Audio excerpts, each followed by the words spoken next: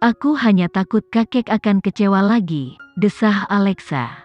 Bagaimanapun, aku harap dia benar-benar berubah. Alexa saat ini belum menemukan korelasi antara Arsi dan rencana jahat yang sedang terjadi. Dia terlalu fokus melindungi anaknya. Namun, kenyataannya ada di hadapannya, jadi kebenarannya tidak jauh dari kenyataan. Malam itu, pasangan itu dan kakek Atala duduk di rumahnya untuk makan malam. Kakek melambaikan kipas di tangannya dan menjaga matanya tetap fokus pada Alexa yang diam. Sepertinya, dia khawatir dia akan mengatakan sesuatu yang salah, dan secara tidak sengaja menyakiti perasaan Alexa. Alexa tetap diam dan Kenzi juga tidak mengucapkan sepatah kata pun.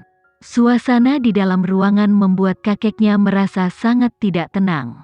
Jadi, pada akhirnya, dia tidak dapat menahan diri untuk tidak berkata, "Mengapa kamu kembali bekerja begitu cepat?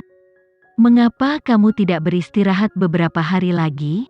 "Kakek, aku baik-baik saja," Alexa meyakinkan dengan lembut. "Bagaimana kamu bisa bilang kamu baik-baik saja? Biasanya kamu tidak sebodoh ini," kata kakek sambil menunjuk Alexa dengan kipasnya. "Apakah bajingan itu memaksamu kembali bekerja?" "Kakek, kamu tahu bahwa Kenzi tidak bisa mengalahkanku dalam hal sifat keras kepala," Alexa membela suaminya. "Bagaimana kalau begini? Aku tahu jurus bela diri yang sangat bagus untuk pemulihan kesehatan wanita. Apakah kamu ingin mempelajarinya sekarang? Jika kamu membuat Alexa melompat-lompat bersamamu, aku khawatir cucumu akan melapor kepadamu sebelumnya. Menurutku lebih baik jika dia tidak melakukan apa-apa," kata Kenzi dengan suara lembut yang menyenangkan sambil menatap ke bawah.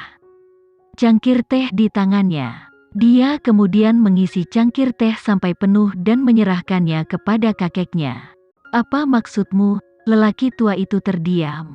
"Apa maksudmu dengan cucuku yang akan melapor kepadaku terlebih dahulu? Bukankah mereka bilang dia tidak bisa punya anak?" Kenzi menatap kakeknya dengan tatapan penuh arti di matanya, sementara Alexa hanya tersenyum. Orang tua itu tertegun selama beberapa detik sebelum akhirnya melompat karena terkejut.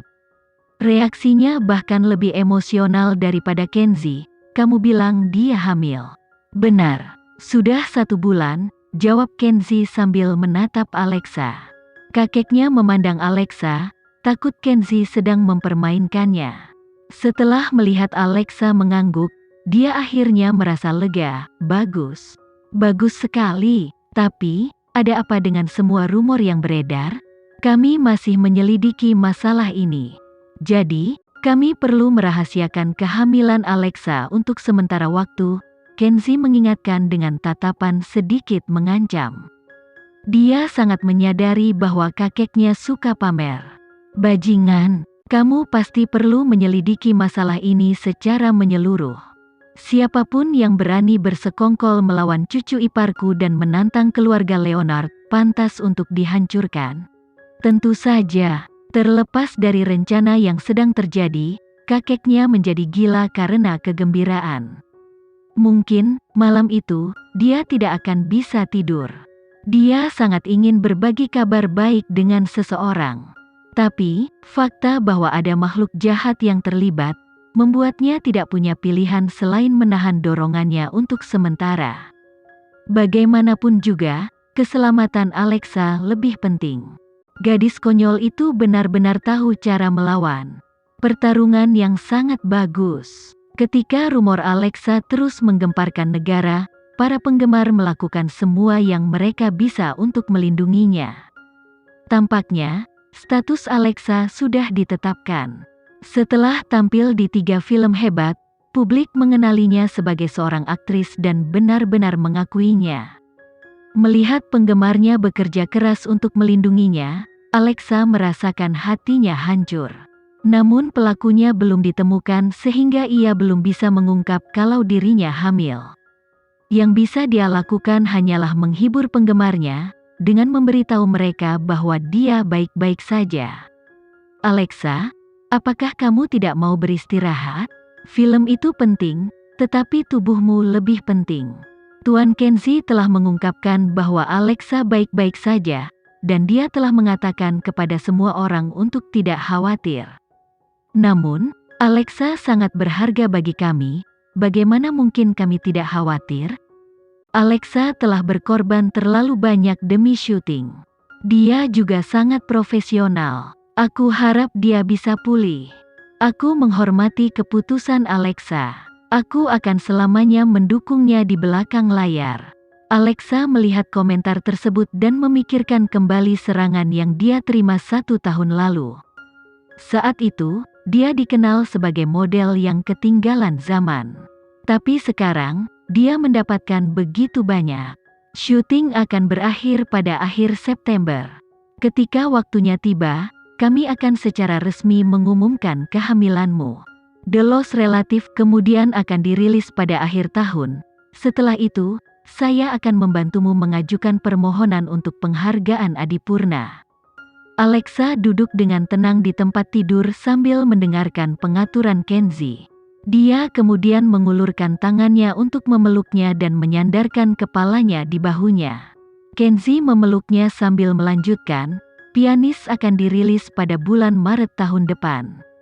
Setelah kamu melahirkan, jika kamu masih ingin syuting, aku bisa membantumu mendapatkan sesuatu."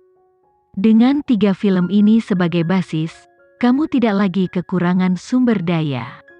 Alexa tidak mengatakan sepatah kata pun, dia hanya tertawa lembut. "Apa yang kamu tertawakan? Tidak ada. Aku hanya merasa senang bahwa aku melindungi anak kita sementara kamu melindungi kita berdua."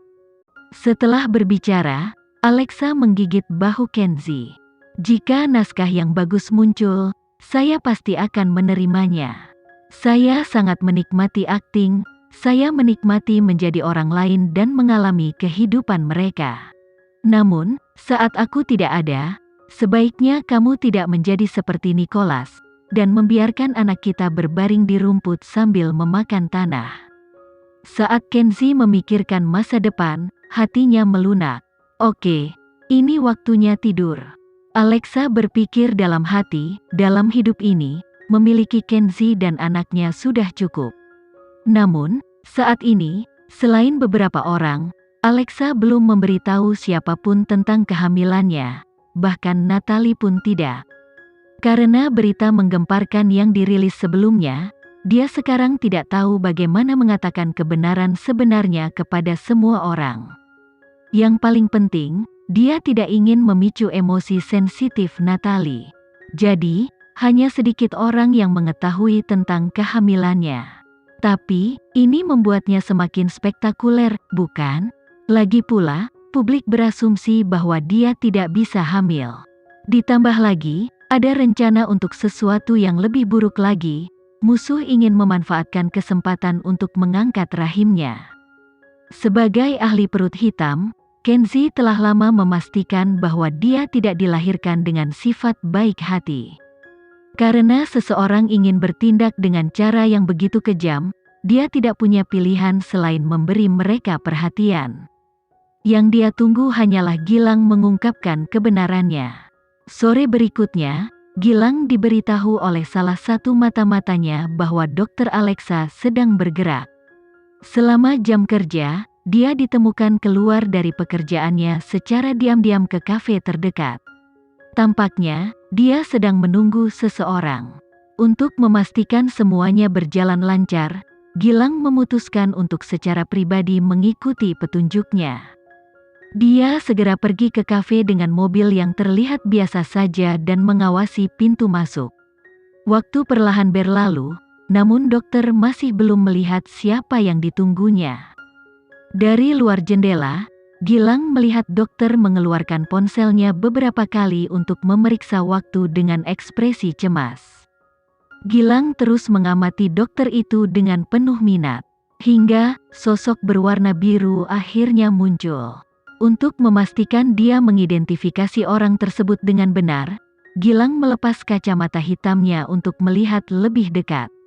Setelah memasuki restoran, sosok itu melihat sekeliling dengan cemas sebelum duduk di hadapan Dr. Lisa. Tatapan Gilang menjadi gelap. Dia pikir orang ini tidak akan pernah muncul di hadapan Alexa lagi. Tapi sepertinya dia masih tetap jahat seperti biasanya. Sementara itu, Alexa baru saja memulai syuting sore harinya. Kenzi berdiri di sampingnya sambil memegang jaket. Saat dia memandang ke arahnya, dia melihat nomor Gilang muncul di teleponnya. Kenzi berbalik untuk mengangkat teleponnya. Hal pertama yang dikatakan Gilang adalah, "Tuan, pelakunya telah dikonfirmasi, itu Arsy. Apalagi yang dia rencanakan? Bantu aku menyelidikinya secara menyeluruh," perintah Kenzi. "Beri saya daftar semua orang yang terlibat. Saya akan menanganinya satu persatu." Sekian dulu ya video kali ini, kita lanjutkan lagi videonya di lain waktu. Oh iya, bagaimana menurut kalian? Semoga bisa sedikit menghibur kalian semua. Untuk teman-teman yang baru nonton, jangan lupa subscribe ya, hehehe. Dan kalau teman-teman ada yang ingin gabung langganan, bisa langsung gabung saja untuk dapat fitur yang menarik dan sedikit membantu Mimin. Terima kasih banyak sudah menonton, sampai jumpa lagi, bye bye bye.